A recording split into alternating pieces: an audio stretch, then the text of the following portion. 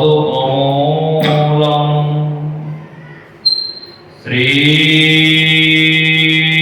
শ্রীগুরান বৈষ্ণবাশ্চ শ্রীরূপং শাগ্রজাতং সহগণ রঘুনাথং সুতং তং সজীবং সাদ্বৈতং সাবধূতং পরিজন সহিত কৃষ্ণ চৈতন্য দেবং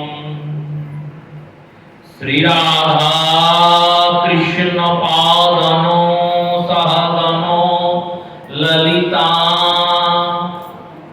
শ্রী বিশাখা নীতমশ্চ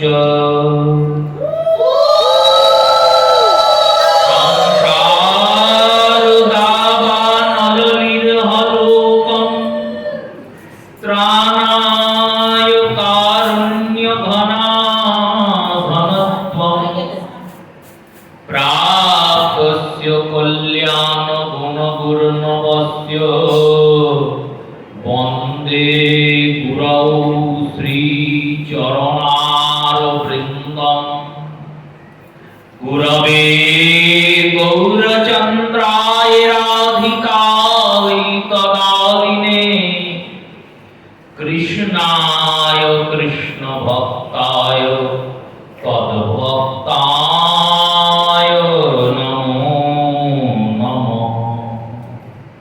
ব্রহ্মা মূলম মধ্যাচার্যশ্চ মধ্যমম অস্মাদয়াচার্য পর্যন্তাম বন্দে গুরু পরম্পরাম।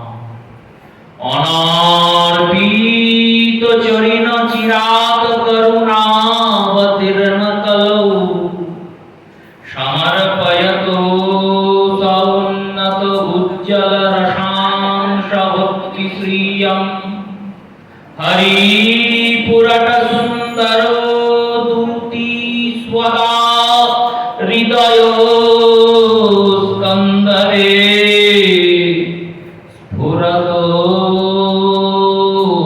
শ্রী শচীনন্দনম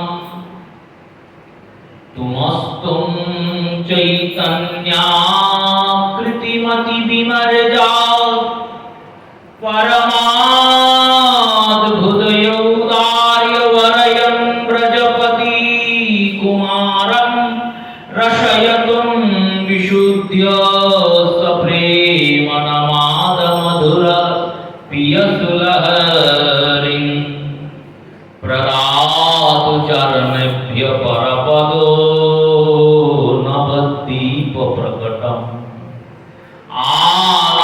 আনন্দলীলাময় বিগ্রহায় দিব্য হেমাভ্য ছবি সুন্দরায় তস্ময়ে মহাপ্রেম রসো প্রদায়তে চৈতন্য চন্দ্রায় নমো নমস্তে।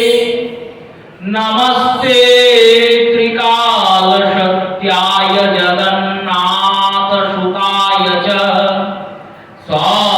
সভৃত্যায় সপুত্রায় সকলোত্রায়তে নমো নমঃ। ওম বরহাপিরাভিরামং মৃগমদ তিলকং কুন্দরাতন্ত্রগণ্ডং কঞ্জাংশং কুম্ভকণ্ঠং স্মিতশুভধমুখং স্বাধরে ন্যস্তবেণুং শ্যামং শান্तं ত্রিভঙ্গಂ রবিকরো वसनभूषितं वैजयन्त्या वन्दे वृन्दावनो युवतिश्च शतावृतो नमो ब्रह्मगोपालवेषं नमो नलिननेत्राय वेणुवाद्यो विनोदिने श्रीराधाय धरसुधापाने शालिने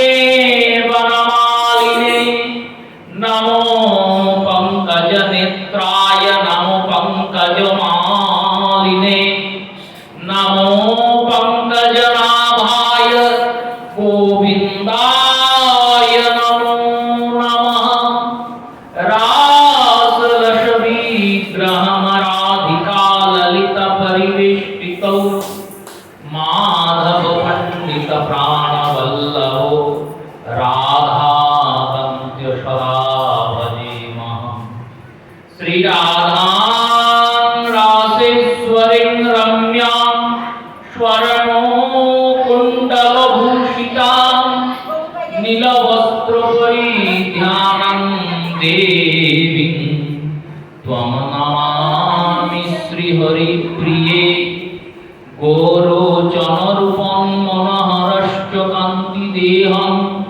ताम्बूलाव सेवा प्रदय देवी ललिता देव्यै नमो नमः वृन्दावै तुलसी देव्यै प्रिया वै केशवस्य च विष्णु भक्ति प्रदे देवी सत्यवत्यै नमो नमः जय रूप सनातन भट्ट रघुनाथ শ্রীজীব গোপাল ভট্ট দাস রঘুনা এই ছয়ে গোসাই করি চরণ বন্দন যা হইতে বিঘ্ন নাশ হয় অভীষ্ট পূরণ এই ছয় গোসাই যার মুই তার দাস তা সবার পদরেণু মোর পঞ্চগ্রাস তাদেরও চরণ সেবী ভক্তাসনে বাস জনমে জনমে হয় আমার এই অভিলাষ মধু স্নেহং সমাযুক্তং প্রেমাসক্ত মহাশয়ং বৃন্দাবনে রাসরতং বন্দে শ্রীমধুপণ্ডিতং নমো ধর্মায় মহতে নমো কৃষ্ণায় বেধসে ব্রাহ্মণেভ্যো নমস্কৃত ধর্মাन् মোক্ষে সনাতনা বাঞ্ছা কল্পতরুর্ভস্য কৃপা সিন্ধুবয়েব চ পতিতানাং পাবনেভ্যো বৈষ্ণবেভ্যো নমো নমঃ সকল শ্রোতা ভক্ত বৈষ্ণব মাতৃজনেরে আমি করি নমস্কার সবে চরণ ধুলি দেহ মস্তকে আমার হরে কৃষ্ণ কৃষ্ণ কৃষ্ণ হরে হরে হরে রাম রাম রাম হরে হরে শ্রী গুরু প্রেমানন্দ শিবানাথ নিতায় গৌর হরি बोल শ্রী গুরু প্রেমানন্দ শিবানাথ নিতায় গৌর হরি बोल শ্রী গুরু প্রেমানন্দ শিবানাথ নিতায় গৌর হরি बोल।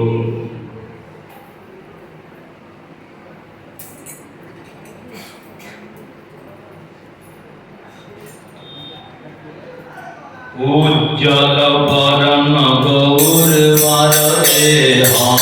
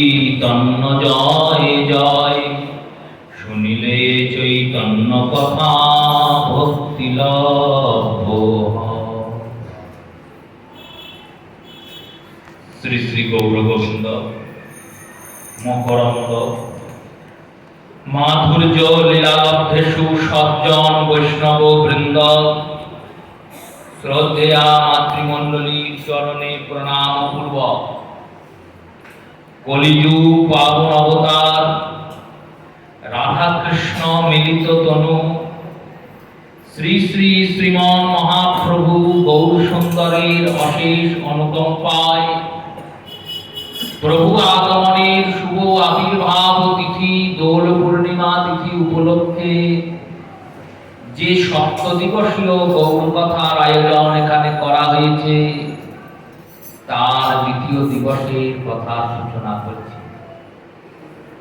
পূর্বদিন শ্রী অদ্বৈত আচার্যকে ভগবান দর্শন দিয়েছেন, বলেছেন আমি অচিরাৎ প্রকট হব। নেত্রভোজী তুলসী পত্র দিলেন বিষ্ণু পদে, জিতিলু জিতিলু বলে আচার্য আহ্লাদে। এত শুনি নাচে আমার ঠাকুর হরিদাস, লোচন বলে এবার জীবের কাটবে মোহপাশ। শ্রী হরিদাস ঠাকুর নৃত্য করছেন, অদ্বৈত প্রভুর আনন্দ চিন্তন, ভাবছেন প্রভু তো বললেন, কিন্তু কবে আসবেন? একে একে মহাপ্রভুর পারিষদ রূপী গণরা আগমন করতে শুরু করলেন। শ্রী ভগবান গৌর সুন্দর এবার একা আসছেন না তো, এবার কলিযুগের কলির জীবের মলিনতা দূর করার জন্য তিনি ধনুষ্পাণ অসি আদি অস্ত্রকে ত্যাগ করে, চক্র আদি অস্ত্রকে ত্যাগ করে নতুন একটা অস্ত্র গ্রহণ করেছেন। শ্রীমদ্ ভাগবতের একাদশ স্কন্ধে নবযোগীন্দ্র সংবাদের নবম যোগীকে নিমিরাজন জিজ্ঞাসা করলেন, সত্য ত্রেতা দাপর এই তিন যুগে ভগবানের বিবিধ অবতার আমরা শুনেছি, আসন্ন কলিযুগে ভগবান কিভাবে আসবেন? এই কথা শুনে এই নবম যোগী তিনি উত্তর দিলেন। কি উত্তর দিলেন? বললেন, কৃষ্ণ বর্ণম তেষা কৃষ্ণম সাঙ্গ পঙ্গস্ত্র পার্ষদম হরিনাম সংকীর্তন যোগ্যে জয়তে তসুমেধস। বললেন কলিযুগে এই শ্লোকের সামান্য অর্থ একরকম আর রসাত্মক অর্থ অন্যরকম। যেমন শ্রীমদ্ ভাগবতে কোথাও রাধা এই দুটি বর্ণর উল্লেখ নাই, সম্পূর্ণ ভাগবত এই রাধা নামের উল্লেখ শ্রী সুখদেব গোস্বামী পাদ কোথাও বলেননি, করেননি। কেন করেননি? বললেন তিনটি কারণে করেননি। প্রথম কারণ হলো গুরুপাদ পদের নাম সরাসরি উচ্চারণ করতে না। শ্রী সুখদেব গোস্বামী পাদের গুরু স্বরূপা রাধারানী, তাই স্বামিনীর নাম শ্রী গুরুপাদ পদ্ম স্বরূপ রাধারানীর নাম তিনি করেন না। দ্বিতীয় কারণ কি জানো? কি কারণ? সুখদেব গোস্বামী এই রাধা নাম উচ্চারণ করলে তার হৃদয়ে এমন প্রেমানন্দের আবির্ভাব হয়, এই রাধা নামটার মধ্যে বিশাল ক্ষমতা, প্রচুর শক্তি নিহিত হয়ে আছে। কতটা শক্তি? বললেন দেখো, একবার হরিনাম করলে, এই হরিনামের মাহাত্ম্য বলতে গিয়ে পদ্মপুরাণ বললেন, হরি উচ্চারতেন জীব মাত্রে পাপতম হরণম হরি। বললেন হরিনাম করা মাত্র, এই হরি উচ্চারণ করা মাত্র ভগবান শ্রীহরি সেই জীবের সমস্ত পাপকে হরণ করেন। এই কারণে হরিনাম, এই হরি শব্দের, হরি বর্ণের, হরি নামটার এতটা মাহাত্ম্য। বললেন এই হরিনাম যদি কেউ 1000 বার পাঠ করে, সেই 1000 বার হরি নাম উচ্চারণ করার সমান হচ্ছে একবার রাম নাম উচ্চারণ। স্বয়ং মহাদেব এই শ্লোক বলেছেন, রাম রামেতি রমেতি, রাম নাম রাম রামেতি রমেতি, রাম নাম রমাননে, সহস্র পদতম বিষ্ণু एको রাম বরাননে। দেবী পার্বতীকে বললেন, শোনো 1000 বার বিষ্ণু সহস্র নাম পাঠ করলে যা ফল হবে, একবার রাম নাম বললেই তাই হবে। নামের মাহাত্ম্য,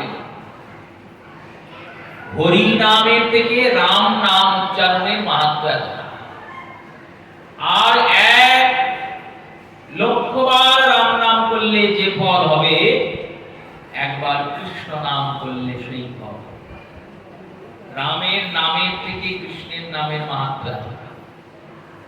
কৃষ্ণ বলা মাত্রই ভগবান কৃষ্ণ তার হয়ে যান। একবার কৃষ্ণ নামে যত পাপ করে, পাপীর সাধ্য কিসে তত পাপ করে, চরিতামৃতের পংক্তি।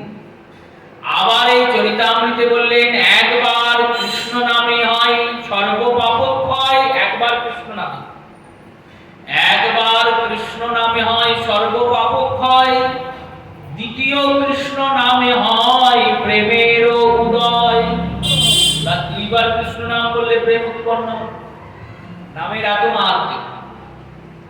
এই কৃষ্ণ নাম এত দূর অব্দি আমরা পৌঁছালাম। কৃষ্ণের নামের মাহাত্ম্য এত কেন না, কৃষ্ণ স্বয়ং ভগবান, এনার মধ্যে কোনো অপূর্ণতা নাই, ইনি পরিপূর্ণ ভগবান। কর্তুম অকর্তুম অন্যথা কর্তুম সর্বসামর্থ্যবান গোবিন্দ। পরমেশ্বর পরমাত্মা অনাদি আদি ঈশ্বর পরম কৃষ্ণ। ব্রহ্মা বললেন ইনি পরম, পরম শব্দের অর্থ বললেন এর উপর কেউ নেই। ঈশ্বর পরম কৃষ্ণ সচ্চিদানন্দ বিগ্রহম অনাদি আদি গোবিন্দ সর্বকারণ কারণম, সমস্ত কারণের কারণ শ্রী গোবিন্দ। এই কৃষ্ণের নামের এত মাহাত্ম্য কেন বললেন, ইনি সবার উপর তো সুপ্রিম পাওয়ার অফ গড। ভগবানের স্তর উঠতে উঠতে উঠতে উঠতে পঞ্চ উপাসনার সর্বোচ্চ উপাসনা কৃষ্ণ উপাসনা। ভগবান শ্রী গোবিন্দ হচ্ছেন একবারে সুপ্রিম পাওয়ার, সবার উপর পরমেশ্বর, এনার উপর কেউ নেই। কৃষ্ণের নামের তাই এত মাহাত্ম্য, তার নামটার এতটা ক্ষমতা এই জন্য তিনি সর্বেশ্বর। সর্বেশ্বরের নাম সর্বেশ্বরের মতোই, কারণ নাম আর নামের কোনো ভেদ নাই। নামের যতটা ক্ষমতা নামেরও ততটা ক্ষমতা। আর গুরুচরণের আশ্রয় করে বলা যায় যে নামের ক্ষমতার থেকেও নামের ক্ষমতা আরো বেশি, নামের থেকেও নামের ক্ষমতা বেশি, কম হবে না। কৃষ্ণের নামের এত ক্ষমতা, কৃষ্ণের নামের এত ক্ষমতা, তো সেই কৃষ্ণ যার নাম করেন তিনি হলেন রাধা। রাধা নাম দুটি বর্ণ রসামৃতে পরিপূর্ণ, সদাচারে জপে গিরিধারী। যে রাধার নাম লয় তার হয় প্রেমোদয়, তারে মুই যাই বলিহারি। বললেন এই রাধা নাম ভগবান জপ করেন, ভগবান কৃষ্ণ দিন রাত এই রাধা নাম জপছেন। তাই রাধা নামের মাহাত্ম্য এতটা অধিক। কৃষ্ণ নাম করলে কৃষ্ণকে পাবো, কিন্তু সবাইকেই পাবো। রামের নাম করলে রামকে পাবো, শিবের নাম করলে শিবকে পাবো, যার নাম করে ডাকবো তাকে তো পাবোই, সে তো সারা দেবে, এটা তো নিয়ম। কিন্তু রাধা নামের এত মাহাত্ম্য কেন জানো? কেন? রাধা নাম করলে রাধা রানীকেও পাবে আর কৃষ্ণকেও পাবে, এই কারণে মাহাত্ম্য। কৃষ্ণকে তো পাবোই কৃষ্ণের নাম করলে, কিন্তু রাধার নাম করলে রাধা রানীকেও পাবে আবার কৃষ্ণকেও পাবে। তাই রাধার মাহাত্ম্য এত, রাধা রানীর নামের মাহাত্ম্য এত। তাই এই মাহাত্ম্যান্বিত নাম যখন সুখদেব গোস্বামীপাদ গাইবেন তখন গোস্বামীপাদ সমাধিস্থ হয়ে যাবেন। তাই রাধা নাম উচ্চারণ করেন না। আর বললেন রাধা নাম তো উচ্চারণ করেনি। তৃতীয় কারণ কি জানেন? বললো কেন, কি কারণ? বললেন রাধা হচ্ছেন সম্পদ ভক্তি জগতে। সম্পদকে সবসময় গোপনে রক্ষিত করতে হয়। সম্পদ স্বরূপ সেই পুঞ্জিটি শ্রীমতী রাধা রানী। মহাজনগণ রসিকতা করে বলছেন, দেখো দামি দামি রত্ন অলংকার স্বর্ণ হিরে জহরতকে আমরা সিন্ধুকে বন্ধ করি কেন? বললো চোরে চুরি করে নিয়ে চলে যাবে, পড়ে থাকবে, অবহেলাতে পড়ে থাকলে যে কেউ আসবে চুরি করে নিয়ে চলে যাবে। তাই সিন্ধুকের মধ্যে দামি দামি বস্তুকে, দামি দামি ধনকে, সম্পদকে আমরা আবদ্ধ করি, লুকিয়ে রাখি রক্ষা করার জন্য। সিন্ধুকটাকে গোপন জায়গায় রাখি। আর সিন্ধুকটাকে যত না গোপনে রাখি, সিন্ধুকের চাবিটাকে আরো গোপনে রাখি। কেন রাখি? বলো সিন্ধুকটা সামনে থাকলেও চাবি না থাকলে তো সিন্ধুক খুলবে না। চাবিটা যদি কেউ পেয়ে যায় তাহলে তো সিন্ধুক খুলে সব পেয়ে যাবে। সেই রূপে শ্রীমদ্ ভাগবত হচ্ছে প্রেম ভক্তির ভান্ডার। এই শ্রীমদ্ ভাগবত রূপী প্রেম ভক্তির ভান্ডার রূপী সিন্ধুকের মধ্যে 18,000 শ্লোকে ভগবান কৃষ্ণচন্দ্র রূপী কৃষ্ণ রূপী সম্পদ রক্ষিত হচ্ছে। আর এই কৃষ্ণরূপী সম্পদটাকে সুখদেব গোস্বামীপাদ নিজের হৃদয়ে রেখেছিলেন। পরীক্ষিতের মতো বিচক্ষণ ব্যক্তিকে যখন পেয়েছেন, যেমন আমাদের গৃহে ধন সম্পদ আছে, সেই ধন সম্পদ আছে, এবার কেউ খুব আপন লোক গিয়েছে আর গিয়ে বলছে, শুনলাম তুমি একটা গহনা করিয়েছ, আমাকে দেখাবে। তা আমরা যাবো, দেখাবো, চাবি খুলবো, আলমারি খুলবো, তাকে দেখাবো। আপনজন তো, দেখাতে ক্ষতি নাই, সেটা চোর নয়। দেখানোর পর আবার তুলে রাখবো, আবার চাবি দেবো, আর চাবি দেওয়ার পর চাবিটা কোথায় রাখবো সেটা তাকে দেখাবো, সেটা তাকে দেখাবো না। সেটা যত আপনই হোক, চাবিটার খোঁজ কিন্তু দেবো না। তো সেই রূপে শ্রী আনুগত্যতা গ্রহণ করে পরীক্ষিত রাজন বসেছেন হরিদ্বারের ব্রহ্মকুণ্ডের তীরে। সেখানে তিনি সুখদেবকে গুরু রূপে গ্রহণ করেছেন। তো আর ইনি শিষ্য হয়েছেন, শিষ্য আপন লোক হয়ে গেছে। শিষ্য হয়েছে মানে আপন হয়েছে। সর্বস্ব নিবেদন করেছেন গুরুচরণে, যে 7 দিন পর আমি চলে যাব, এবার আপনি যা করার করুন। একবারে পূর্ণ শরণাগত। ফলস্বরূপ সুখদেব গোস্বামী তার হৃদয় আলমারিটা খুলে ওই কৃষ্ণ সম্পদকে, সুখদেব গোস্বামী পাদ কৃষ্ণ সম্পদকে পরীক্ষিতকে দিলেন, কিন্তু চাবিটা দিলেন না। কেন হলো? চাবিটা দিলে তো মুশকিল, সবাই উঠে পুটে নেবে। এই চাবিটা হলেন রাধারানী। রাধারানীকে গোপন করে রাখলেন, তাই রাধা নাম উচ্চারণ করলেন না। আকারে ইঙ্গিতে বোঝালেন এই রাধার তত্ত্ব মহিমাকে ভাগবত থেকে নিষ্কাশন করার জন্য। তুমি যতই লুকিয়ে রাখো, চোর কিন্তু তোমার থেকেও বেশি বুদ্ধিমান, সে ঠিক খুঁজে বার করবে। এই গৌর অবতার যে হচ্ছেন প্রভুর আগমন, এই আগমনের পূর্বেই তো ভগবান চুরি করে এসেছেন। সেই রাধাভাব কান্তি ধরি, রাধা প্রেমাকুল করি, ওই ভাব কান্তিকে চুরি করেছেন ভগবান। সেই চোর শিরোমণি, চোর রাম অগ্রগণ্যম, চোরের চূড়ামণি গোবিন্দ তিনি করলেন কি? বলল ভাগবতের ওই ভিতরে লুকিয়ে থাকা রাধা তত্ত্বকে জগতের মাঝখানে প্রকাশ করলেন, গৌর হয়ে গেছে।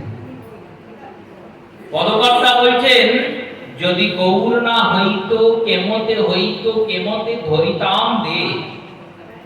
কেমন করে দেহ ধরে রাখতাম, কেমন করে বেঁচে থাকতাম, কেন হলো প্রেম পেতাম না। এই প্রেমটি কার প্রেম জানেন? বললো কার প্রেম? না, রাধার মহিমা। রাধার এই মহিমাটিকে, প্রেম রস সীমা, প্রেম রসের সীমাকে জগতে জানাতো কে? কে জগতে জানাতো? তাই গৌর সুন্দর হয়ে এসে তিনি চুরি করছেন। এই চোরের নামটাও গোপন করা হলো ভাগবত। কেমন করে গোপন করলেন? বললেন কৃষ্ণ বর্ণম তেষা কৃষ্ণ সাঙ্গপাঙ্গস্ত পার্শ্বদম নাম সংকীর্তন যজ্ঞে যজতে সুমেধস। এই কৃষ্ণ বর্ণ যিনি, তিনি কলিযুগে যাবেন সাঙ্গপাঙ্গ রূপী অস্ত্র রূপী পার্শ্বদ নিয়ে, আর হরিনাম যজ্ঞের প্রবর্তন করবেন। এই বললেন নবম যোগী। রসিক শিরোমণি বিশ্বনাথ চক্রবর্তী পাদ বললেন, দেখো শ্লোকটিকে ভালো করে আস্বাদন করো। কৃষ্ণ বর্ণম তেষা কৃষ্ণ সাঙ্গ পাঙ্গস্ত্র পার্শ্বদম, সন্ধি করো। কৃষ্ণ বর্ণম, যিনি কৃষ্ণ বর্ণধারী, কালো রঙের। কৃষ্ণ মানেই তো আমরা কৃষ্ণকেই বুঝবো, নতুন করে কৃষ্ণ বর্ণধারী করছি কেন? বলেন দেখো এখন ইনি কালো। তে শব্দের অর্থ কি? তে শব্দের অর্থ তিনি। যেমন উজ্জ্বল বর্ণম, এই শ্লোকের অন্তে কি বলা হচ্ছে? ত্বং প্রণমামি চ শ্রী সচিনন্দনম, শ্রী সচিতনয়ম। ত্বং শব্দের অর্থ বলেন তোমাকে প্রণাম করি, হে সচিনন্দন, হে সচিতনয়, তোমাকে প্রণাম করি। বারবার সার্বভৌম প্রণাম করছেন। সেই রূপে কৃষ্ণ বর্ণম তেষা কৃষ্ণম, তেষা শব্দের অর্থ তিনি, অকৃষ্ণম, যিনি এখন কালো হয়ে আছেন। তিনি আর কালো থেকে অকৃষ্ণ হয়ে যাবেন, কালো থেকে গৌর হয়ে যাবেন। দেশা কৃষ্ণ বললো মিলল না। যদি বলে তো মিলল না, তাহলে এবার গুণগুলো শোনো। সাঙ্গ পাঙ্গস্ত্র পার্শ্বদম। কলিযুগে মহাপ্রভুর আসার আগে ভগবানের একটি অবতার হয়েছে বুদ্ধ অবতার, তিনি সাঙ্গ পাঙ্গ অস্ত্র নিয়ে এসেছেন। আর কলিযুগের অন্তে গিয়ে একটাই অবতার হবে, কল্কি অবতার, তিনি সাঙ্গ পাঙ্গ নিয়ে আসবেন। কেউ সাঙ্গ পাঙ্গ নিয়ে আসবেন, একমাত্র আমার প্রভু এসেছেন। সাঙ্গ পাঙ্গস্ত্র পার্শ্বদম। সাঙ্গ পাঙ্গ বললেই তো হতো, অস্ত্র বললেন কেন? বললেন এরাই অস্ত্র। এই কলি নিধন করার জন্য, কলির সঙ্গে যুদ্ধ করার জন্য প্রভু যখন আসছেন, দেবতারা বললেন প্রভু আপনি যখন হিরণ্যাক্ষ হিরণ্যকশিপুরকে বধ করতে গিয়েছিলেন, তখন নরসিংহ রূপ ধরেছিলেন, বরাহ রূপ ধরেছিলেন। রাবণ কুম্ভকর্ণকে বধ করার জন্য ধনুর্বাণ ধরে রাম হয়েছেন। শিশুপাল দন্তবক্রকে বধ করার জন্য চক্রধারী হয়ে কৃষ্ণ হয়ে অবতীর্ণ হয়েছেন। এবার এই রাবণ, কুম্ভকর্ণ, শিশুপাল, দন্তবক্র, হিরণ্যাক্ষ, হিরণ্যকশিপুর, এরা তো কেউ মরেনি। আপনি বধ করেছেন ঠিকই, কিন্তু এদের বৃত্তিগুলো মরেনি। এদের এই বৃত্তিগুলো কাম, ক্রোধ, লোভ, মোহ, মদমাৎসর্য হয়ে কলিযুগের প্রত্যেকের হৃদয়ে গিয়ে বাসা বেঁধেছে। আপনি বধ করতে যদি শুরু করেন, কলিতে কেউ বাঁচবে না। সবাই তো এই চিত্ত মলিন হয়ে কামে, ক্রোধে, লোভে পরিপূর্ণ হয়ে বসে আছে। কি করে আপনি লড়াই করবেন? আপনি কি অস্ত্র নিয়ে যাবেন? মহাপ্রভু বললেন আমি অস্ত্র নিয়ে যাব না, অস্ত্র ভান্ডার নিয়ে যাব। কারণ যত বড় যুদ্ধ তত সাজসজ্জা বেশি লাগে। তো কলির যুদ্ধটা প্রচুর বড়। এখানে আমি অস্ত্র নিয়ে যাব কেমন জানো বলো? কেমন? সাঙ্গ পাঙ্গস্ত্র পার্শ্বদম। যারা আমার মতোই, আমার থেকে জাত হয়েছে। এই প্রভুর মতো কারা? বললেন এক হলেন সীতানাথ, আর এক হলেন নিতাই চাঁদ। গদাধর শ্রীবাস, এই পঞ্চতত্ত্ব এনারা সাঙ্গ পাঙ্গস্ত্র পার্শ্বদম। আর এনাদের উপাঙ্গ, এনাদের পারিষদ বৃন্দ।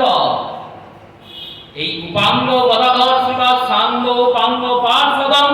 আর পারিষদ কারা? বললেন মহাপ্রভুর গণ সব পতিত পাবন, তাই লোভে মুই পাপী লইনু শরণ। মহাপ্রভুর গণের কোন অন্ত আছে? যখন 64 মাহাত্ম্যের ভোগ হয় কতজন বসেন জানেন? ঠাকুরবর্গ, পিতৃবর্গ, মাতৃবর্গ, গুরুবর্গ, সন্তানবর্গ, দ্বাদশ গোপাল, 64 মহান্ত, 6 চক্রবর্তী, 8 কবিরাজ, কতজন? এই এত পার্ষদ নিয়ে যাব কেন বললো? এই প্রত্যেক পার্ষদ এক একটা গ্রামে গিয়ে বাস করবে। আর যে যে গ্রামে, যে যে স্থানে গিয়ে, প্রত্যন্ত স্থানে গিয়ে বাস করবে, সেই সেই স্থানে হরিনামের প্রচার করবে। হরিনামের প্রচার করে কি হবে? বললো হরিনাম শ্রবণ করে, হরিনাম কীর্তন করে জীবের হৃদয়ে থাকা এই অসুরগুলো সব মরে যাবে। এই কারণে প্রভু আসছেন। বললো তাও যদি না মেলে, এর পরের শ্লোকের পংক্তি দেখো, নাম সংকীর্তন যজ্ঞে জগতে সুমেধস। যিনি এসে নাম সংকীর্তন যজ্ঞের প্রবর্তন করবেন। আর কি চাপার হাতে? আগুনকে তুমি যতই চাপা দাও, আগুনের ধোঁয়া তো উঠবে, তাপে তো প্রমাণ হবে যে আগুনই আছে তলায়। সেই রূপে শ্রী নবম যোগী স্বরূপ যোগীবর বলছেন, ইনি আসছেন কেমন আসছেন? না নাম সংকীর্তন যজ্ঞে, নাম সংকীর্তন যজ্ঞ প্রচলন করতে আসছেন। ভগবান কৃষ্ণ গৌর হয়ে আসছেন, তার কথা ভাগবত দিলেন, উল্লেখ করলেন। সেই গৌর সুন্দরের অপেক্ষায় অদ্বৈত প্রভু দিন কাটাচ্ছেন। শ্রীবাসের আগমন হয়েছে, শ্রী নিতাই চাঁদ অবতীর্ণ হয়েছেন। পরে আমরা নিত্যাই জন্মলীলা আস্বাদন করব। এই একদিন একদিন করে যাচ্ছে। 1404 শক অবস্থিত হয়েছে। 1404 শকাব্দের আগমন। শ্রীমন মহাপ্রভুর আগমন তিথির পূর্বে প্রতিদিনই অদ্বৈতাচার্য ওই বাংলাতে সুরধ্বনির তীরে বসে, গঙ্গা নদীর একটি শাখা, গঙ্গা নদী ওইখান দিয়েই প্রবাহিত হতো আগে। এখন দেখবেন একটি নালার মতো থেকে গেছে বাংলার পাশে, ওটিকে ওরা সুরধ্বনি, সুরনদী বলা হয়। হরিনদী বলা হয়। ওই নদীর দ্বারাই মহাপ্রভু ওই নদীতেই নৌকা চালিয়ে নিতাই আর গৌরীদাসের কাছে পৌঁছেছে। সেই নদী তীরেই বসে আছেন, প্রতিদিন বিষ্ণু চরণে তুলসী দান করেন। তুলসী দান করে নয়নের জলে কাঁদেন আর বলেন, কবে তুমি আসবে প্রভু? এই দিনহীনকে কৃপা তুমি কবে করবে? এই নয়নের জলে কাঁদতে কাঁদতে যখন মধ্যাহ্ন হয়ে যায়, সীতা ঠাকুরানী বলে, প্রভু মধ্যাহ্ন হয়ে গেছে, ভোগের সময় হয়ে গেছে, তুলসীগুলোকে সরান। তুলসীগুলোকে সরিয়ে নির্মাল্যগুলি গঙ্গায় দিতে যান। প্রতিদিন গঙ্গায় দেন, গঙ্গার জলে নির্মাল্য হয়ে যায়। আজকে নির্মাল্যটি যখন দিয়েছেন, তুলসীকে যখন গঙ্গায় দিয়েছেন, দেখছেন তুলসী উজানে বইছে। উজানে বইছে না, তুলসী প্রতিদিন গঙ্গা স্রোতে দিই, যেদিকে স্রোত যাচ্ছে সেদিকেই তো বইবে, কিন্তু আজকে উজানে বইছে। দেখছেন কোন দিকে যায়, দেখছেন উজানে ঠিক উল্টো দিকে তুলসী যাচ্ছে। পার বরাবর অদ্বৈত আচার্য ছুটছেন, দেখি তো তুলসীটা যায় কোথায়। ছুটতে ছুটতে ওই শান্তিপুর থেকে পৌঁছালেন নবদ্বীপ। নবদ্বীপের বৈদিক পাড়ায়। বৈদিক পাড়া এখন কোথায়? হলো গঙ্গার তলায়। আমরা যেখানে গিয়ে মহাপ্রভুর জন্মস্থান দেখছি, ওই স্থানটি পরবর্তীকালে স্বপ্নাদিষ্ট হয়ে আবির্ভাব হয়েছে। ওর পিছনে একটি ঘাট আছে, ওই প্রাচীন মায়াপুরে, এপারে ওপারে নয়। কিন্তু দেখুন, যদি গৌর সুন্দরকে দেখতে চান, পেতে চান, তাহলে নবদ্বীপ দর্শন করে। নবদ্বীপেই মহাপ্রভুকে দর্শন হবে, পরশন হবে, প্রাপ্তি হবে। নবদ্বীপ ও চন্দ্রকে অন্য ধামে গিয়ে কি করে দেখবেন? সবার সঙ্গে তাল মিলিয়ে ট্রেন থেকে নেমেই টোটো ধরে যেন মায়াপুর চলে যে জায়গাটার নামই মায়াপুর, মায়া দ্বারা নির্মিত, সেখানে গেলে আপনি মায়াপতিকে পাবেন কি করে? মায়া শব্দের অর্থ কি? মায়া শব্দের অর্থ হলো কৃত্রিমতা, ভ্রমতা। ভ্রমকে মায়া বলে। মায়াপুর মানে কি? বলে ভ্রমের পুর, ভ্রমের জাল। সেখানে গেলে ভ্রমেই করবেন। সেখানে প্রভুর কিছু কিছু স্থান এখনো আছে। কাজী উদ্ধার স্থান মায়াপুরে, যেটি কাজীর বৃক্ষতল, সেটি গৌরসুন্দরের সময়কাল। বাকি যা যা দেখেন সবকিছু তৈরি করা। যান, ক্ষতি নাই, দর্শন করুন, প্রসাদ পান, ক্ষতি নাই। কিন্তু ভুলভাল ধারণা মনে পোষণ করবেন না যে ওটি প্রভুর জন্মস্থান। এই ধারণাটি পোষণ করবেন। বৃন্দাবনে যাবেন, ব্রজে দেখবেন একাধিক রাধাকৃষ্ণ মূর্তি, প্রত্যেক ঘরে ঘরে মন্দির। এইবার প্রতি ঘরে ঘরে মন্দির হলেও রাধা রমনজির মন্দিরের নামে কেউ মন্দির করেছে, তাকে দর্শন করে যেন এটা ভাববেন না যিনি গোপাল ভট্টের প্রাণধন। গোপাল ভট্টের প্রাণধন ওই একটি আছে জগতে, আর কেউ নেই, রাধা রমন। জয় রাধা, রাধা রমন। সেই রূপে শ্রী নবদ্বীপের বৈদিক পাড়াতে শ্রী অদ্বৈত আচার্য এসে পৌঁছালেন। দেখছেন এক অপরূপ সুন্দরী রমণী স্নান করছেন। তুলসীটি আস্তে আস্তে তার কাছে এলো আর এসে তাকে পরিক্রমা করল। আর পরিক্রমা করে তার গর্ভের মধ্যে ওই তুলসী মিশে গেল। আচার্য প্রভু বুঝতে পারলেন, তার মানে এই গর্ভ মধ্যখানেই আমাদের ভগবান অবতীর্ণ হন। নৌকা পেরিয়ে এলেন এপারে। জিজ্ঞাসা করলেন, একটু আগে একটা বধূ স্নান করে গেল, উনি কে? সবাই বললেন, উনি পুরন্দর মিশ্রের স্ত্রী, জগন্নাথ মিশ্রের স্ত্রী। ওনার নাম হলো শচী। আর বললেন, আর পরিচয় শুনুন, ওনার পিতার নাম নীলাম্বর চক্রবর্তী, যিনি রাজ জ্যোতিষ, রাজাদের জ্যোতিষ আচার্যের জ্ঞান দান করেন। আচার্য প্রভু ছুটে গেলেন। আর ছুটে গিয়ে শচী মাতাকে দেখছেন। জগন্নাথ মিশ্র বলছেন, অদ্বৈত প্রভু এসেছেন আমাদের বাড়িতে, যার কাছে আমি পড়াশোনা করেছি, ছাত্র অবস্থায় পড়াশোনা করেছি, বিশ্বরূপ এখনো যার টোলে পড়তে যায়, সেই আচার্য স্বরূপ অদ্বৈত মহাবল, যার পাণ্ডিত্যে পণ্ডিতের মতো, যার মতো পণ্ডিত দ্বিতীয় নাই, তাই তো তিনি অদ্বৈত। অদ্বৈত শব্দের অর্থ কি? না দ্বিতীয়ম, যার কোনো দ্বিতীয় নাই। সেই আচার্যকে বসতে আসন দিলেন, পাদ্য অর্ঘ্য দিলেন, বললেন প্রভুপাদ আমার কি সৌভাগ্য, আপনি এসেছেন আজ। অদ্বৈত আচার্য বললেন তোমার বধূকে একবার ডাকবে জগন্নাথ, তোমার স্ত্রীকে একবার ডাকো। কেন? উনি কি কিছু ভুল করেছেন? বলল ওসব কথা শুনতে হবে না, ডাকো। শ্রী শচী দেবী এলেন। শচী দেবী কে আচার্য প্রভুপাদ দেখলেন, বললেন মা তুমি একটু সামনে দাঁড়াও তো। শচী মাতা দাঁড়িয়েছেন সামনে। অদ্বৈত প্রভু উঠলেন, উঠে শচী মায়ের 4 বার পরিক্রমা দিলেন। আর পরিক্রমা যখন দিচ্ছেন, জগন্নাথ মিশ্র ভাবছে কি ব্যাপার, আমার বধূর চারিদিকে ঘুরছে কেন, কি হলো, এ আবার কি করছে, কি তন্ত্র মন্ত্র করছে, কি কারণে এই কাজ করছে। আর পরিক্রমা দেওয়ার পর সাষ্টাঙ্গ শচী মাতাকে ধন্যবাদ দিলেন। এবার পিতার বয়সে একজন লোক, তারপরে একজন এত বড় পণ্ডিত মানুষ, তিনি যদি দণ্ডবত করেন, সে দণ্ডবত কি নেওয়া যায়? শচী মা বিচলিত হয়ে যাচ্ছেন, বললেন কে কি করছেন, আমি তো পাপে মরে যাব। বললো না মা তুমি পাপে মরবে না, তোমার গর্ভে যিনি আসবেন তিনি পাপীদের উদ্ধার করতে আসবেন। তুমি কি পাপে মরবে? আমার গর্ভে। শচী মাতার চোখে জল।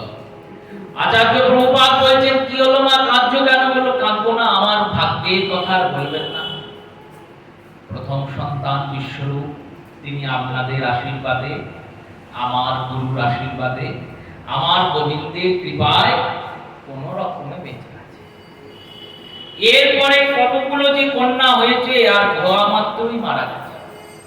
একটা করে সন্তান জন্মায়, জন্মেই মরে যায়, একদিনও করে বাঁচে।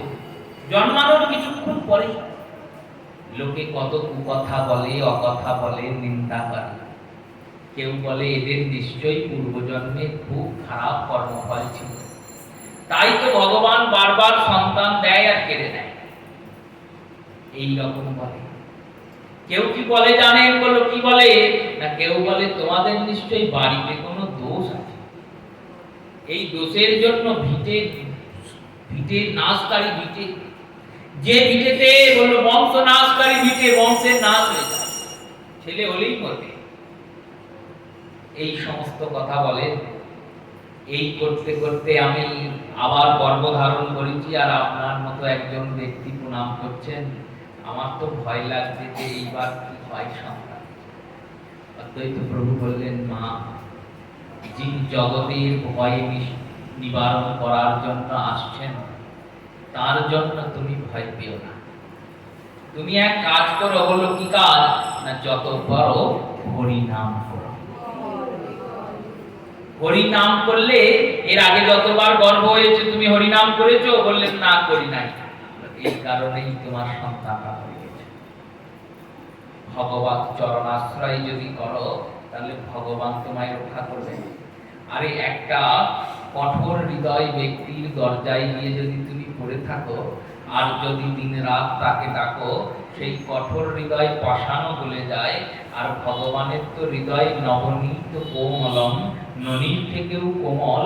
সেই নবনীত কোমল হৃদয়কারী গৌর সুন্দর, তাকে যদি তুমি ডাকো, তিনি কি তোমায় কৃপা না করে থাকবেন? আমরা তো ডাকি না, আর ডাকি না বলে তিনি আসেন না। তাই ভক্তের উচিত সবসময় ভগবানকে ডাকা। কেন? হলো ভগবান তাকে রক্ষা করে। মা শচী গর্ভবতী হয়েছেন। ক্রমে ক্রমে গর্ভ 10 মাস পার করে, 11 মাস পার করে, 12 মাস পার করে 13 মাসে পৌঁছিয়েছে। আবার পাড়া প্রতিবেশীরা উল্টো পাল্টা কথা বলছেন। এই গৌরলীলাতে নিন্দা শ্রবণ আর বঙ্গের পরিস্থিতি আমরা বারবার শুনব। ওই তখন যেমন ছিল এখনো বেশি কিছু কিন্তু বঙ্গে পাল্টায়। গৌর হরির ভজনা করতে এলে, তুলসীর মালা গলায় পড়লে আমাদেরকে অনেকে অনেক কটু কথা বলেন, অনেকে অনেক রকম লাঞ্ছনা গঞ্জনা দেন। যখন লাঞ্ছনা গঞ্জনা দেন, ব্যঙ্গ করেন, কটু কথা করেন, বলেন, অনেকে অনেক ভক্ত ভাবে যে আর এসব করে কি হবে, এইরকম শুনতে হয়, আমি তো কিছু খারাপ করি নাই, তাহলে কেন এরকম বলছে? তখন মনে মনে মহাপ্রভুর কথা চিন্তা করতে হয়, প্রভুর কথা চিন্তা করতে হয়, ভক্তদের কথা চিন্তা করতে হয়, ভক্ত প্রহ্লাদের কথা চিন্তা করতে হয়, আর চিন্তা করে ভাবতে হয় আমরা কি এমন কষ্ট করছি ভগবানের ভজনে। দুটো কথাই তো বলছে, কেউ তো কোনো প্রহার করেনি, আর যদি প্রহারও করে প্রহ্লাদের মতো কি ওই রকম যাতনা যন্ত্রণা দিচ্ছে, এই যাতনা যন্ত্রণা সহ্য করেও প্রহ্লাদ কি ভগবানের ভজন ছাড়েননি, আর আমরা সামান্য এই দুটো কথা শুনে কৃষ্ণ ভজন ছেড়ে দেব? এই কথাটা ভাববেন মনে মনে, দেখবেন ভজনটা বাড়বে, আর ভগবানের প্রতি ভজনের স্পিড হাঁটা। ভক্ত চরিত্র, ভগবত চরিত্র এই কারণে শুনতে হয়। মহাপ্রভু অবতীর্ণ হয়েছেন স্বয়ং নবদ্বীপে, কত নিন্দা শুনবেন দেখবেন। সচিমাতা 13 মাস গর্ভ ধরে বসে আছেন, লোকে এসে নিন্দা করছে, বঞ্চনা দিচ্ছে, বলছে পেটিকে ঢুকেছে কে, 13 মাসেও বেরোচ্ছে। কেউ কেউ বলছে ওই অদ্বৈত প্রণাম করেছে তো, দেখবি এইবার মরা ছেলে জন্ম হবে। কেউ কেউ বলছে ডাক্তার বলতে দেখাও গা জগন্নাথ, 13 মাসে আবার গর্ভ হয়, গর্ভের আগে প্রসব হয়ে যায়, অনেকের হয় 10 মাসের আগে প্রসব হয়ে যায়, কিন্তু 13 মাস, 10 মাস হয়ে গেল, 11 মাস হয়ে গেল, 12 মাস হয়ে গেল, 13 মাস, 13 মাস ধরে প্রভু গর্ভে আছেন। ফাল্গুন মাস এসেছে, শুক্লপক্ষের একদিন করে গত হয়েছে, পূর্ণিমা এসেছে, আর সেই পূর্ণিমার দিন গ্রহণ লেগেছে। গ্রহণ কালে বলছেন দেখ 13 মাস তো প্রসব বেদনা উঠলো না, এবার গ্রহণেই না জন্মায়, গ্রহণে যে জন্মাবে তার জীবন কোনোদিন মঙ্গল হবে? মহাপ্রভুর অবতরণ হচ্ছে, প্রভু এইরকম কেন করছেন, গ্রহণ কেন লাগলো? কৃষ্ণদাস কবিরাজ গোস্বামী পাদ বললেন, অকলঙ্ক চন্দ্র যাহা শচীগর্ভে উদয় হইল, সকলঙ্ক চন্দ্র তাহে মুখ ঢাকিল। বললেন শচীগর্ভের মাঝখানে যখন অকলঙ্ক গৌর কিশোর উৎপন্ন হলেন, জন্মালেন, প্রকট হলেন, তখন ওই কলঙ্কবান চাঁদ ভাবলেন আমি তো সুন্দর, কিন্তু আমার গায়ে অনেক দাগ, অনেক কলঙ্ক, তাই কলঙ্ক আছে বলে তিনি লজ্জায় মুখ ঢাকলেন। আর পৃথিবীবাসী ভাবল রাহুতে চন্দ্রকে গ্রাস করেছে, এইবার চন্দ্রকে যখন গ্রাস করেছে, গ্রহণ শুরু হয়েছে। নবদ্বীপ পণ্ডিতের দেশ, পণ্ডিতরা বলেছেন নাম করো, সবাই নাম করছে। প্রভু এতদিন অপেক্ষা করছিলেন কেন? বললেন একটাই কারণে অপেক্ষা করছিলেন, ভাবছিলেন আমি তো যাব, কিন্তু আমি তো যাব কেন না, নাম দিতে যাব। আমি তো এবার আর ধর্ম স্থাপন, অধর্মের বিনাশ, সাধুদের পরিত্রাণ, অসাধুদের দণ্ড এসব করতে যাব না, আমি ভক্ত কি করে হতে হয় সেটা শেখাতে যাব। ভক্তভাব অঙ্গীকার করি গৌর অবতার, ভক্তভাব অঙ্গীকার করেছেন তো, তাই ভক্ত কি করে বললাম, নাম করে, নাম শোনে আর নাম বিতরণ করে। নাম তো মানুষ এমনি করবে না, কিন্তু গ্রহণ লাগলে তো নাম করবে, তাই গ্রহণ লেগেছে, নাম করছেন। নাম করতে করতে সন্ধ্যাকাল এসেছে, আর সন্ধ্যাকালে গ্রহণের নিবৃত্তি হয়েছে, সবাই নাম করতে করতে যাচ্ছেন। কি নাম করতে করতে যাচ্ছেন প্রশ্ন জাগতে পারে মনে। তখনও তো মহামন্ত্র উচ্চারণ হয়নি, কারণ প্রভু তো মহামন্ত্র নাম তখনও দেননি। তাহলে কি নাম করছেন? পূর্ব নির্ধারিত শাস্ত্রীয় নামগুলি, ওই সত্য ত্রেতা দ্বাপরের যে নামগুলি, সেই নামগুলি করতে করতে যাচ্ছেন। কি নাম করছেন?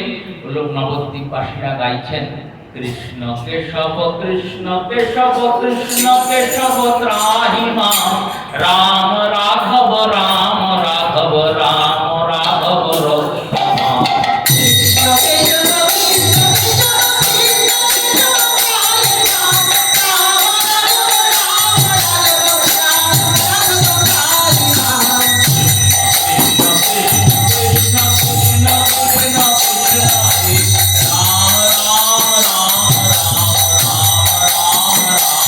Krishna Krishna Krishna Krishna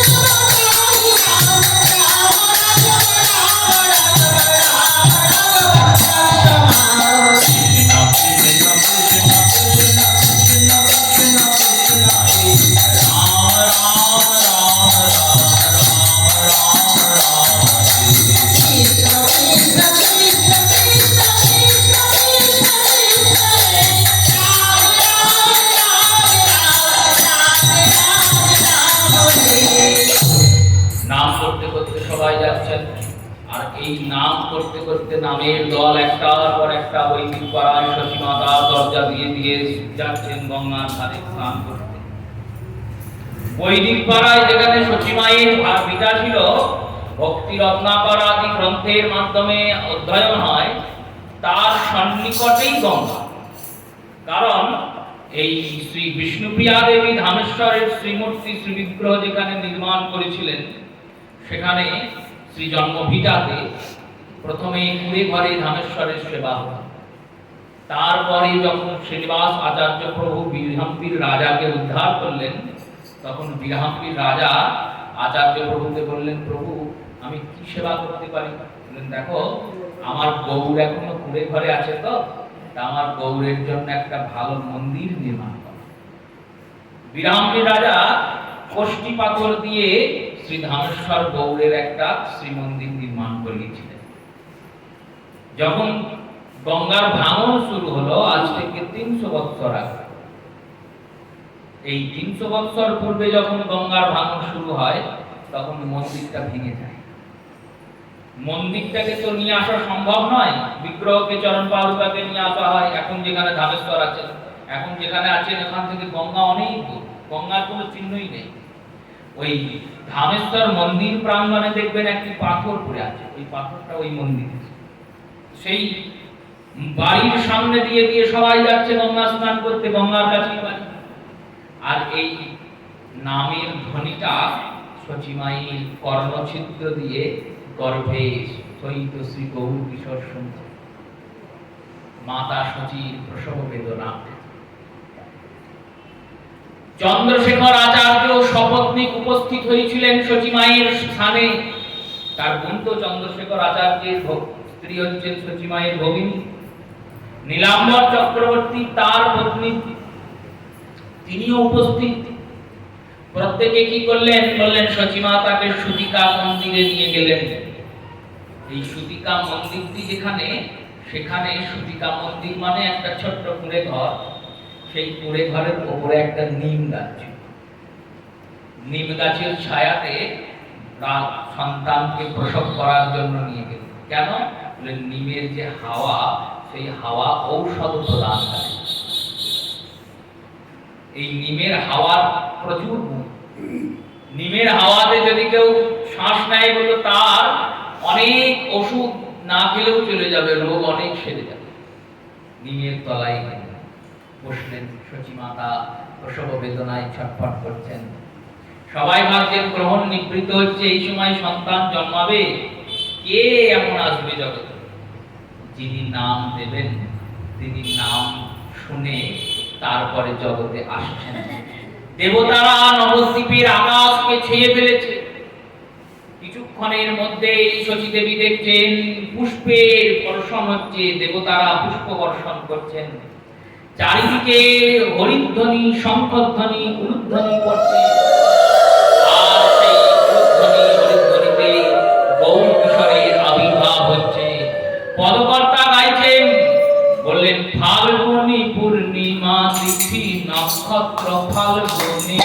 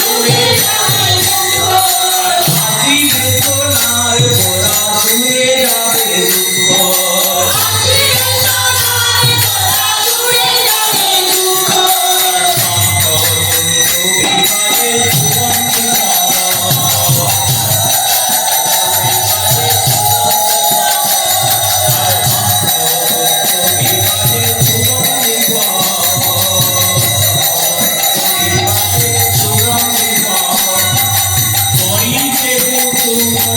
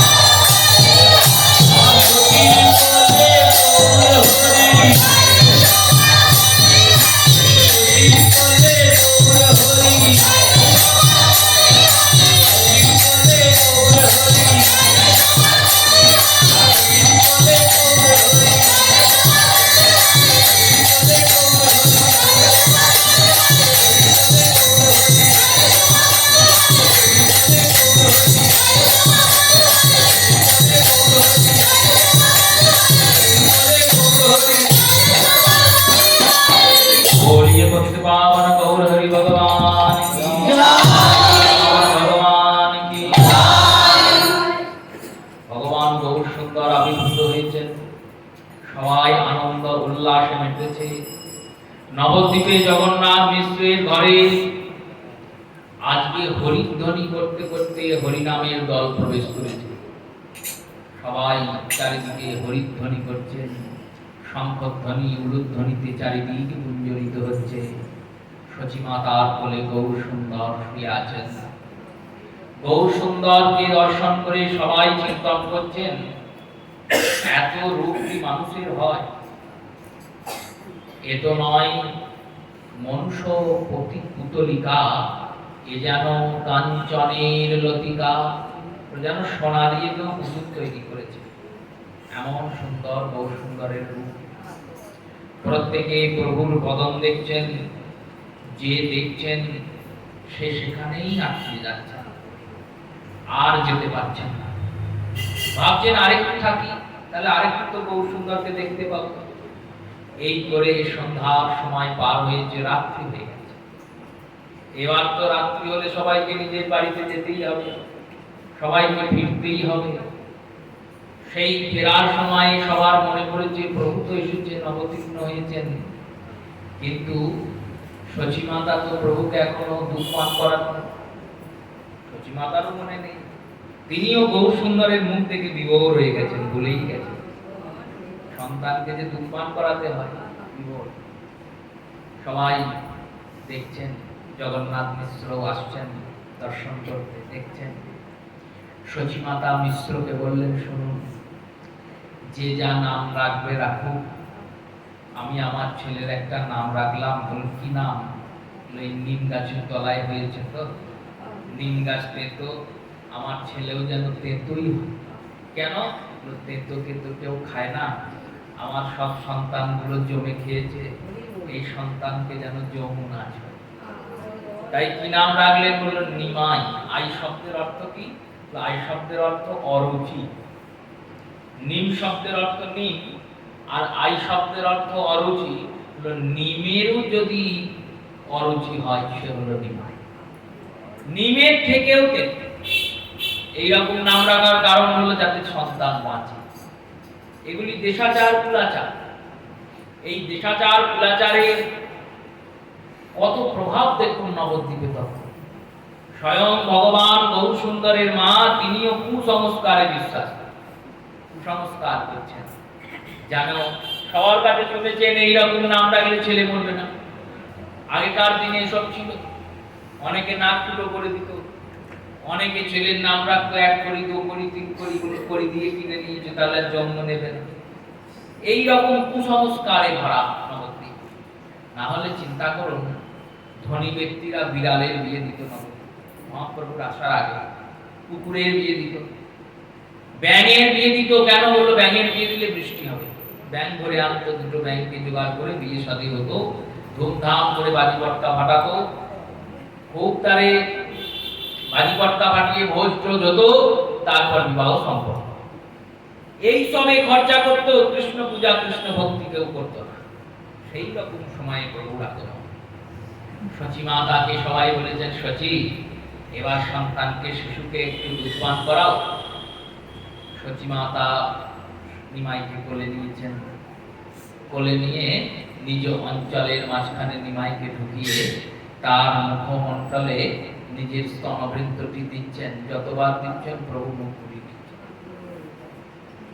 যতবারই দুধ পান করাতে যায় মহাপ্রভু মুখ ঘুরিয়ে দেন, কিছুতেই দুধ পান করছেন না। কি হয়? কি হয়? দুধ পান না করে 1 রাত্রি পান করলেন। যেদিন জন্মালেন সেদিন দুধ খেলেন।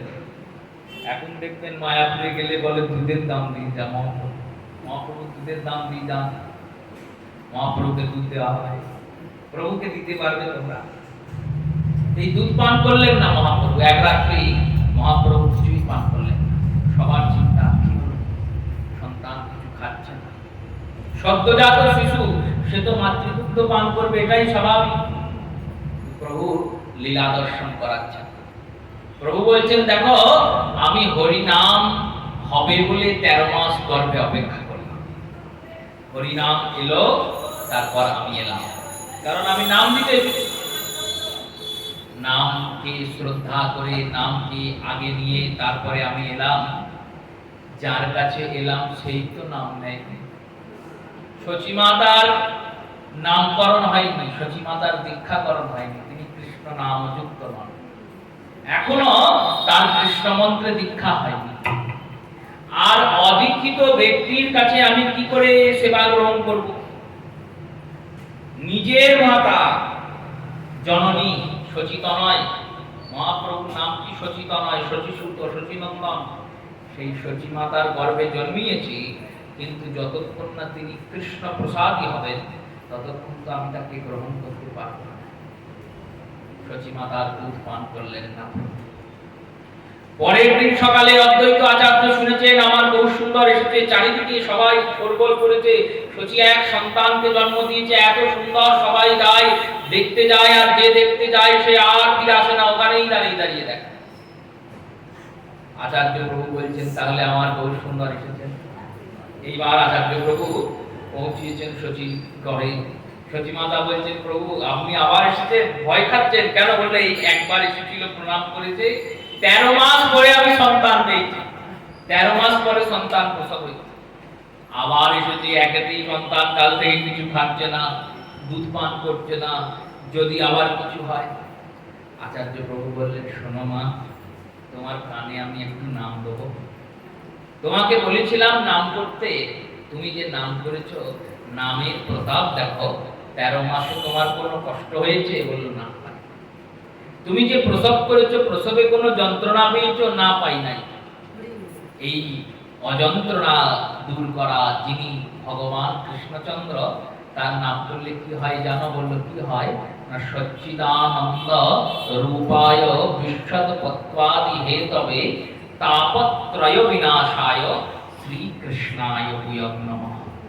কৃষ্ণের নাম করলে তাপ নাশ হয়ে যায়। শ্রীমদ্ ভাগবতে কুন্তী দেবী প্রণাম করছেন ভগবানকে, কৃষ্ণায় বাসুদেবায়। যুধিষ্ঠির রাজা প্রণাম করছেন ভগবানকে, কৃষ্ণায় বাসুদেবায় হরয়ে পরমাত্মনে প্রণতঃ ক্লেশনাশায় গোবিন্দায় নমঃ। কুন্তী দেবীও এইরকমই করেছেন, কিছুটা আলাদা। কুন্তী দেবী বললেন কৃষ্ণায় বাসুদেবায় দৈবকী নন্দনায় চ নন্দ গোপকুমারায় গোবিন্দায়। এই দুটি নামের প্রণাম মন্ত্রের মধ্যে পার্থক্য কি? একটি বিষয়ী জীবদের জন্য, আর একটি প্রেমী ভক্তের জন্য। বিষয়ীরা কোন প্রণাম মন্ত্রে প্রণাম করবে? বলে হরয়ে পরমাত্মনে প্রণত ক্লেশনাশায়। যাদের মনে হবে আমার জীবনে খুব দুঃখ, খুব কষ্ট, তারা ভগবানকে ওই মন্ত্রে প্রণাম করবে, কৃষ্ণায় বাসুদেবায় হরয়ে পরমাত্মনে প্রণত ক্লেশনাশায় গোবিন্দায় নমঃ। প্রতিদিন এই মন্ত্রে প্রণাম করে তুলসী গোবিন্দের চরণে দেবেন, দেখবেন আপনার জীবনের যত যন্ত্রণা আছে, দুঃখ আছে, কষ্ট আছে, সব দূরে চলে যাবে। ভগবানের নামের মহিমা এত। অদ্বৈত প্রভু বলছেন তাই নামের জন্য তুমি যন্ত্রণা পাওনি, তোমার কানে আমি একটু কৃষ্ণ নাম দেব। জগন্নাথ মিশ্র সচী মাতার সামনে দাঁড়িয়েছিলেন, তিনি বলছেন এ তো অসৌভাগ্য, স্বয়ং গুরুদেব যেচে এসেছেন শিষ্যকে দীক্ষা দিতে, এর থেকে সৌভাগ্য কি আর কিছু হয়? তাও আবার স্বয়ং সীতানাথ তিনি গুরু। সচী মাতার কানে শ্রী অদ্বৈত কৃষ্ণ নাম দিয়েছেন। কৃষ্ণ নাম দেওয়ার পর বলছেন এবার দেখো তো নিমাই দুধ পান করে নাকি। নিমাইকে কোলে নিয়েছেন, বলল কোলে নিয়ে একবার দেখাও নিমাইকে। নিমাইকে যেই কোলে নিয়েছেন না, নিমাইয়ের ছোট ছোট চরণ দুটো অদ্বৈত আচার্য তলাতে ধরছেন, আর তলাতে ধরে কি করছেন? তলাতে ধরে নিজ মস্তকে ধারণ করছেন, আর বলছেন প্রভু এই চরণ তো ধরার জন্য আমি কবে থেকে অপেক্ষা করছিলাম, তুমি এতদিনের প্রতীক্ষা অবসান করে এসেছো, এই লীলা করার জন্য এসেছো, তো এখন লীলা করো, যখন বিলাসের প্রয়োজন হবে এখন করো লীলা বিলাস, কবে পরে হবে প্রেম বিলাস। প্রেম বিলাস যখন হবে তখন আমি এই চরণমুখ পান করব। শ্রী অদ্বৈত চন্দ্র বললেন দেখো দেখি সচী, একবার এবার চেষ্টা করে দেখো দুধ পান করে নাকি। সচী মাতা যেই কোলে নিয়েছেন, মহাপ্রভু সঙ্গে সঙ্গে নিজেই সচী মাতা স্তনকে কর্ষণ করে মুখে নিয়ে দুধ পান করতে লেগেছে। প্রভুর এই বাল্যলীলায় সজীব কোলে মহাপ্রভু বসে আছেন। আজকে আমরা এখানেই লীলাকে বিশ্রাম দিয়ে আগামী দিন গৌর সুন্দরের বাল্যলীলা আস্বাদনের চেষ্টা করব। শ্রী গুরু প্রেমানন্দ সীতানাথ নিতাই গৌর হরি বল। গোরা গোরা গোরা গোরা গৌরাঙ্গ হে।